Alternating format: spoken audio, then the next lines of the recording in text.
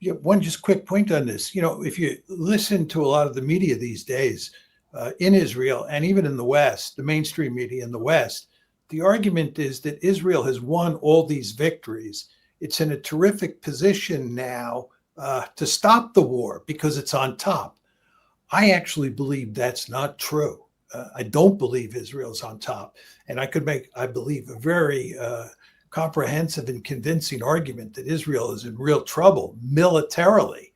And I think that Netanyahu understands this. And I think that Netanyahu understands that once the fighting stops, people will recognize that all of this killing, all of this death has not produced very much at all. And that, I think, incentivizes him to continue the war. That he can pull his chestnuts and Israel's chestnuts out of the fire. But I think he's delusional on that front. Right. Well, can you expand on, I want to ask about the military failures that they've been creating. Well, I mean, one of the things you hear, and you saw it in a piece in the Wall Street Journal today that was talking about Israel's great victories. And the only real problem is that the world hates them. But, when they talk about Israeli military victories, they talked about the fact that both Hezbollah and Hamas have been decapitated. Well, they may have been decapitated, but they grew new heads back. When you decapitate any country, right, what happens is they move in the second echelon to replace the first echelon of leadership. And Hamas has new leaders. Hezbollah has new leaders. They have lots of fighters. And I believe that, over 50% of the tunnels remain in Gaza. And the Hezbollah forces have lots of weapons. So I think the idea that Hezbollah and Hamas have been defeated, no.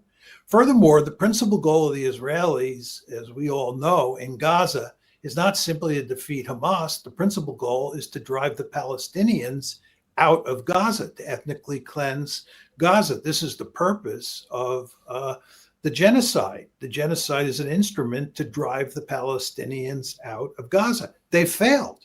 It's not going to happen. And then if you go to Iran, we're talking these days about them attacking Iran again. There are all sorts of people who believe they're going to attack Iran in the fall. Well, they attacked Iran in the 12-day war in June of this year. If that war was a success, they wouldn't be attacking Iran again. But the fact is the attacks against Iran failed. They did not eliminate Iran's nuclear program, especially their nuclear enrichment program.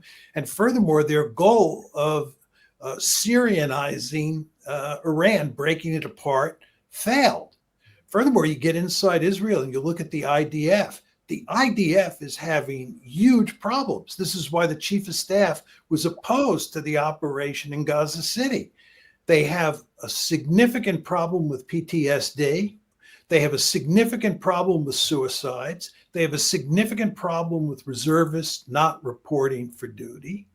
And then to take it a step further, they're heavily dependent on the United States. There's a report that came out today that said that since October 7th, 2 years ago, we, the Americans, have given them over $30 billion, right? We've given them over $30 billion in assistance. I think about 21 of that is in direct assistance, and about 10 of that, if my memory is correct, is that the wars that we've been fighting and all the expenditures that go into those wars for Israel. So they're more dependent than ever on the United States. This is a terribly unhealthy situation from Israel's point of view. Israel always prided itself on the fact that it fought its own wars. It can't fight its own wars now. Take away the United States, it's a much weaker state. And then my final point is look at the centrifugal forces inside that society.